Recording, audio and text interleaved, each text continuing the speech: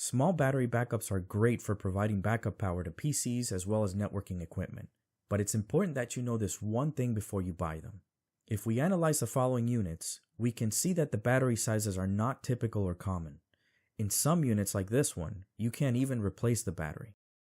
This creates a problem when it comes to replacing the battery because they can be challenging to find.